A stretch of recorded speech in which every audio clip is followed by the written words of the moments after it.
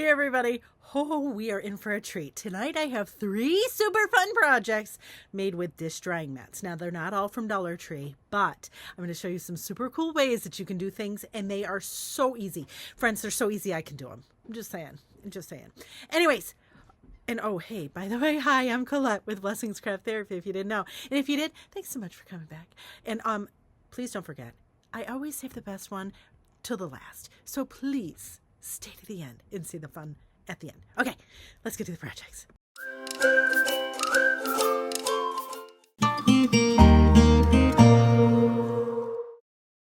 All right, so we are going to start with a Dollar Tree dish mat, a fat quarter, a thing of Velcro, and a thing of Ultra Hold Heat and Bond. Now the Velcro, you can go with these or the square ones, and they're adhesive backed.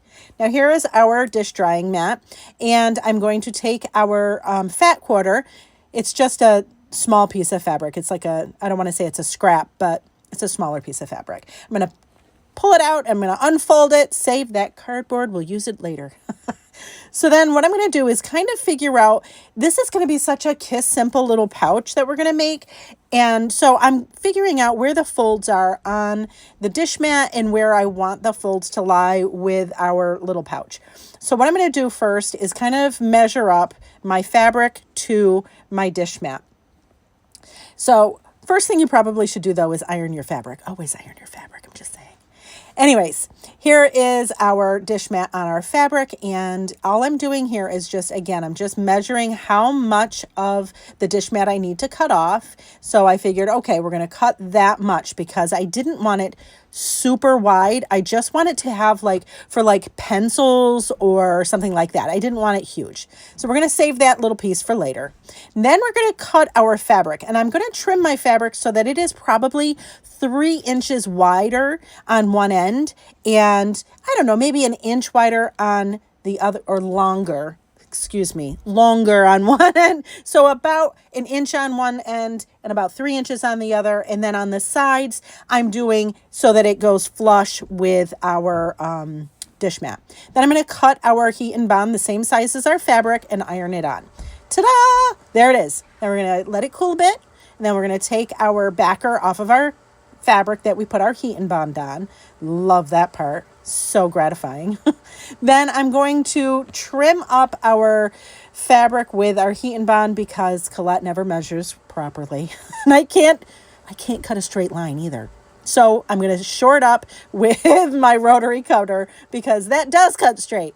So there's that. All right, so then we're going to put our drying mat down, and the part where we cut off that little piece of the drying mat, I'm going to fold up our fabric where we left it 3 inches long.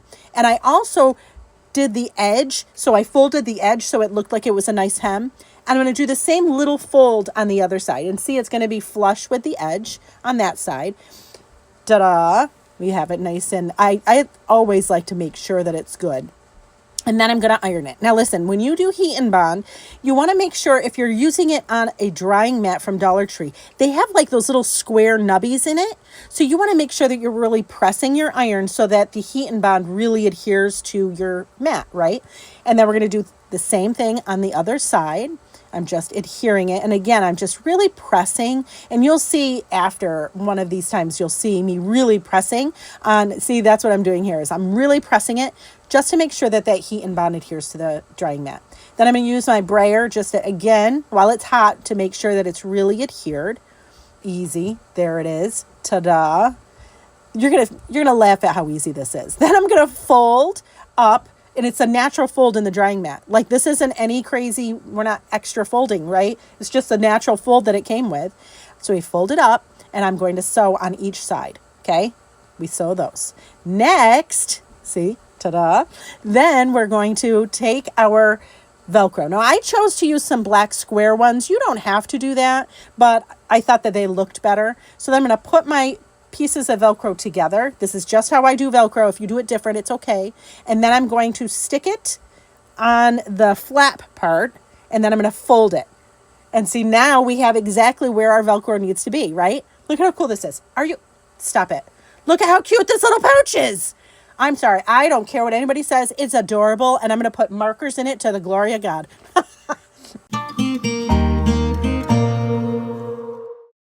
All right, so I got this drying mat from, I think, Ocean State. I also have this little, it's like a laundry bag from Dollar Tree. And I also have some Velcro. They're adhesive backed Velcro. All right, so I am going to open up our drying mat and see how it has natural folds. Listen, if you are around for this series, the natural folds, I'm like, why would I fight it?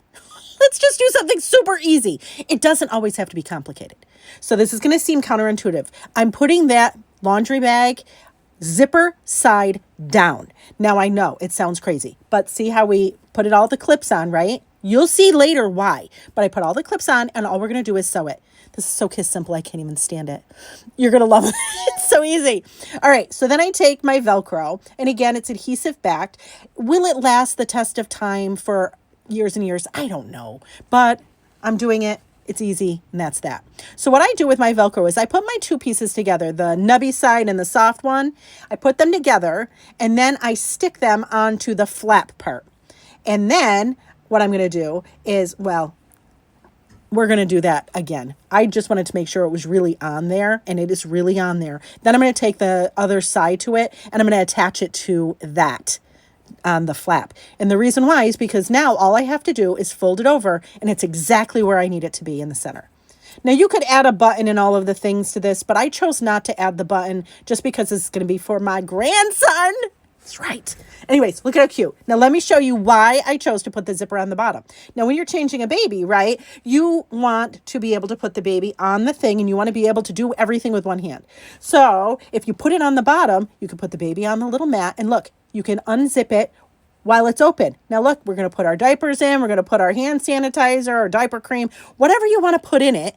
This is diaper cream. I mean, all of the stuff.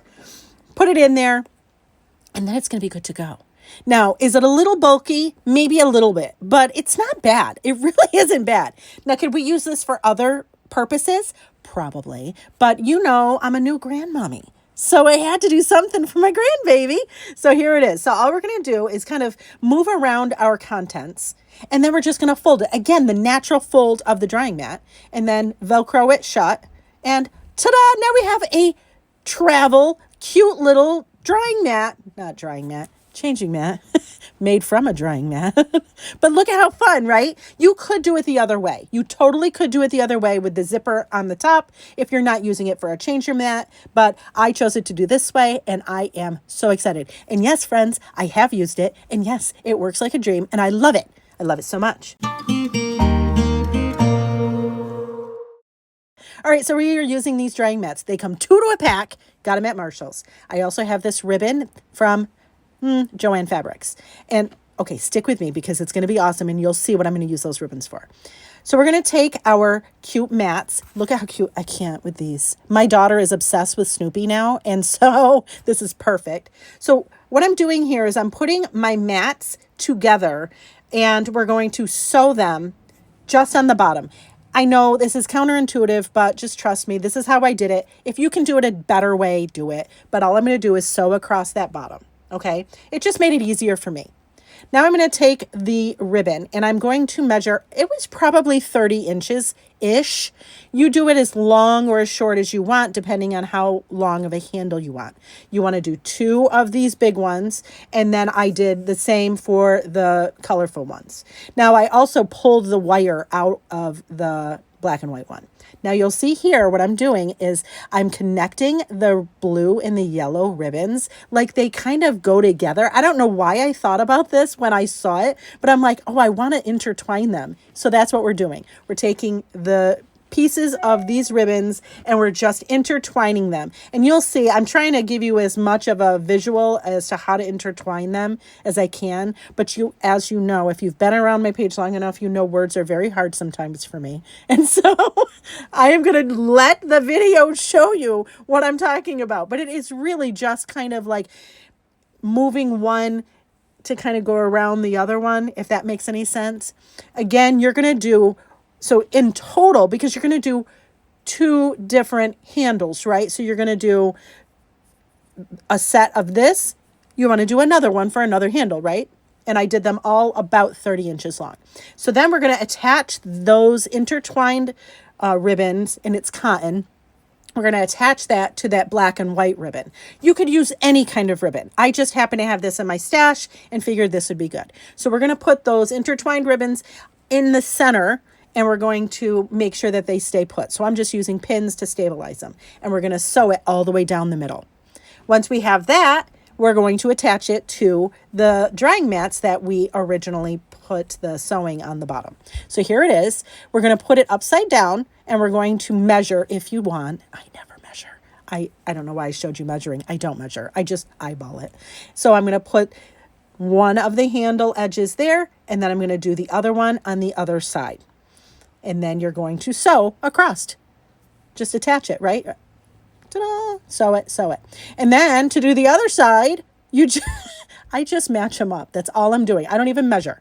And then what I do is you're going to flip those handles up. And then I kind of do like an X or a square just to give it added security so it doesn't kind of fray. And you're going to do that for both of your handles. Ta-da! There it is. So then you're going to put your handles on the inside of your bag, okay? Then we're going, and it's inside out, as you can see. And we're going to secure our edges. And what we're going to do is just sew around the edges. And yes, doing this now, I'm like, I probably didn't need to attach the bottom. You got me. Okay, fine. But you're going to sew around the edges and leave the top open where you had your handles. Then we're going to flip it inside right. And oh my God, look at this. Look at this. It's adorable. Yes, it says Easter, but I don't care. I think we could use this all year. Are you kidding me? She loves it. I love it. I'm so excited. So excited. Anyways, friends, thank you so much for watching, and I hope this inspires you.